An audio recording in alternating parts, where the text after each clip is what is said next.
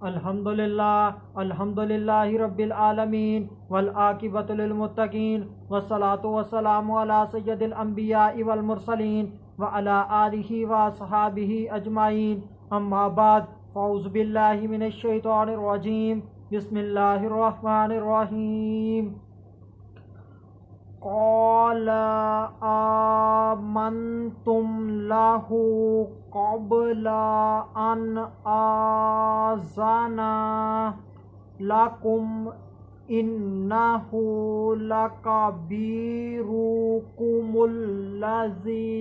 अल्लमकुमुस्सिहरा फलसौफ़ तअलमून लउक़त्तिअन्ना अयदियकुम व अर्जुलकुम मिन खिलाफिन वला उसल्लिबन्नकुम अजमाइन।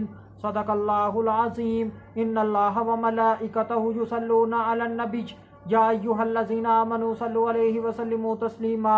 अल्लाहुम्मा सल्लि अला सय्यिदिना व मौलाना मुहम्मदिन व बारिक व सल्लिम व सल्लु अलैहि। अस्सलातु वस्सलामु अलैका या सय्यदी या रसूलल्लाह। अस्सलातु वस्सलामु अलैका या सय्यदी या हबीबल्लाह। अस्सलातु वस्सलामु अलैका या सय्यदी या मुहम्मदुर रसूलुल्लाह सल्लल्लाहु अलैहि व आलिहि वसल्लम।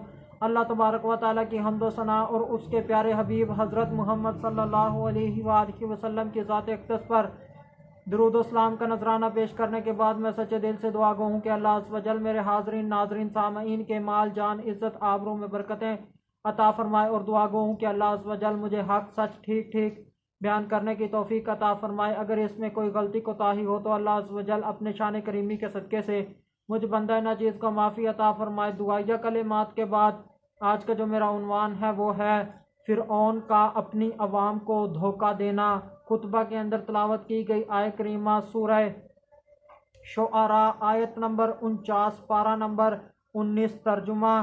फ़िरऔन बोला, क्या तुम इस पर ईमान लाए कबल इसके कि मैं तुम्हें इजाज़त दूँ? बेशक वो तुम्हारा बड़ा है जिसने तुम्हें जादू सिखाया, तो अब जाना चाहते हो? मुझे कसम है बेशक मैं तुम्हारे हाथ और दूसरी तरफ के पाँव काटूंगा और तुम सबको सूली दूंगा। जब जादूगर हज़रत मूसा अलैहिस्सलाम के ऊपर ईमान ले आए तो फ़िरऔन ने जादूगरों से कहा कि तुम मेरी इजाज़त के बगैर हज़रत मूसा अलैहिस्सलाम के ऊपर ईमान ले आए। इससे कबल के मैं तुम्हें इजाज़त देता, तुम मेरी इजाज़त के बगैर ही ईमान ले आए, तुमने मुझसे इजाज़त नहीं ली। बेशक और फ़िरऔन ने कहा कि बेशक हज़रत मूसा अलैहिस्सलाम तुम्हारा उस्ताद है जिसने तुम्हें ये जादू सिखाया है और तुमने अपने उस्ताद से मिलकर मेरे खिलाफ साजिश की है, मिली भगत की है और तुमने अपने उस्ताद के मद्दे मुकाबल अच्छी तरह मुकाबला नहीं किया, अपनी महारत नहीं दिखाई, अपना फ़न नहीं दिखाया और तुम बहुत जल्द उसके मुकाबले में शिकस्त तुमने कबूल कर ली और तुमने मेरे मुल्क के अंदर फसाद फैलाने की कोशिश की है। तो अब तुम जान जाओगे कि मैं तुम्हारे साथ तुम्हारे इस अमल की वजह से क्या सलूक करता हूँ। फ़िरऔन ने कसम उठाई कि मैं तुम्हारे एक तरफ के हाथ और दूसरी तरफ के पाँव ज़रूर काटूंगा और तुमको सूली दूंगा। इस गुफ्तगू से फ़िरऔन का क्या मकसद था? फ़िरऔन ने ये जो गुफ्तगू की उसका पहला मकसद ये था कि जो लोग हैं उनके ऊपर हक ज़ाहिर ना हो जाए, वो शक के अंदर पड़े रह जाएं, उनके ऊपर ये बात वाज़ह ना हो जाए कि फ़िरऔन के जादूगरों को हक बात मालूम हो गई है, इसीलिए वो ईमान ले आए हैं। और फ़िरऔन का ये बातें करने का दूसरा मकसद ये था कि जो आम मखलूक है वो डर जाए और हज़रत मूसा और हज़रत हारून अलैहिमुस्सलाम के ऊपर ईमान ना ले आए, इससे बची रही। फ़िरऔन का अपनी अवाम को हज़रत मूसा अलैहिस्सलाम और हज़रत हारून अलैहिस्सलाम से मुतनफ़िर करने के लिए फ़िरऔन ने बहाना इख्तियार किया, इल्ज़ाम तराशी की।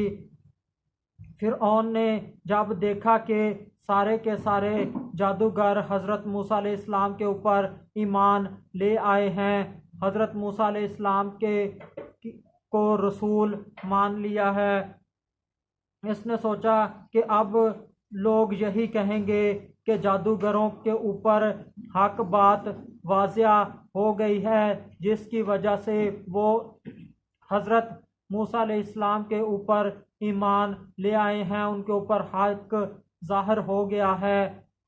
तो फ़िरऔन ने अपने लोगों का जहन मुतनफ़िर करने के लिए हज़रत मूसा और हज़रत हारून अलैहिस्सलाम के ख़िलाफ़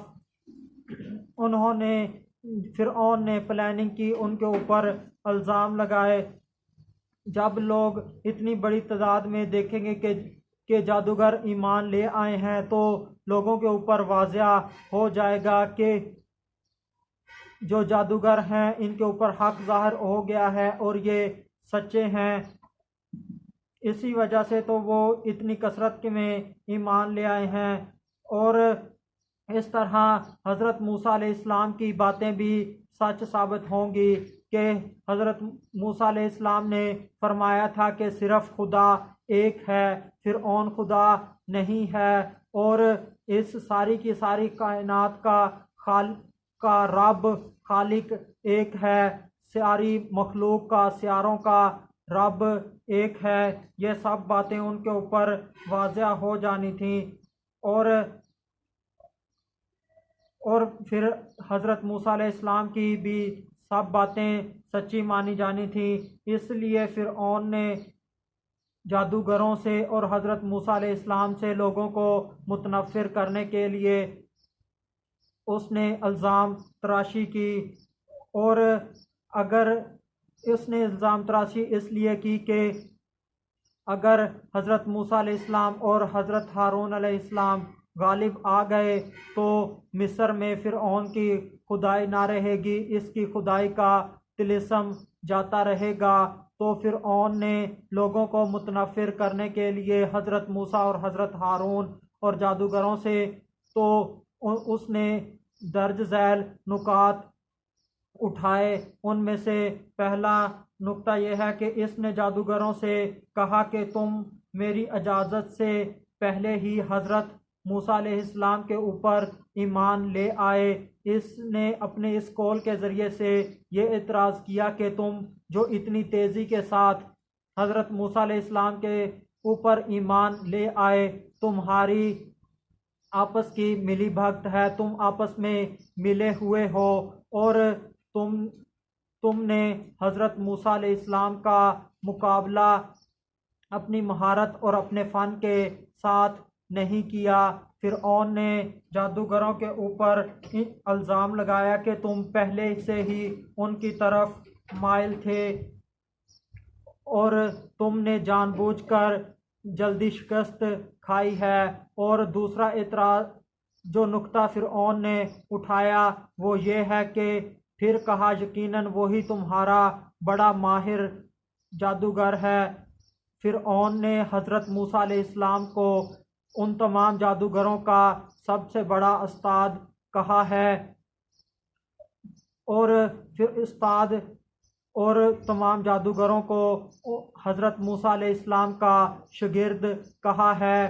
तुमने हज़रत मूसा अलैहिस्सलाम का मुकाबला अच्छी तरह नहीं किया, आपस में साजिश की, मिली भगत की, और मामूली सा मुकाबला तुमने करके शिकस्त तस्लीम कर ली। हालांकि तुम्हारे पास भी वही जादू है जो हज़रत मूसा अलैहिस्सलाम के पास है। इस तरह से फ़िरऔन ने हज़रत मूसा अलैहिस्सलाम के ऊपर उन जादूगरों के ऊपर इल्ज़ाम तराशियाँ की, हक़ को छुपाने की कोशिश की, मगर अल्लाह अज़्ज़ व जल ने हक़ को वाज़ेह कर दिया। आखिर में अल्लाह अज़्ज़ व जल से दुआ है कि अल्लाह अज़्ज़ व जल हमें हक़ का साथ देने की तौफ़ीक़ अता फ़रमाए। वमा अलैना इल्लल बलागुम मुबीन।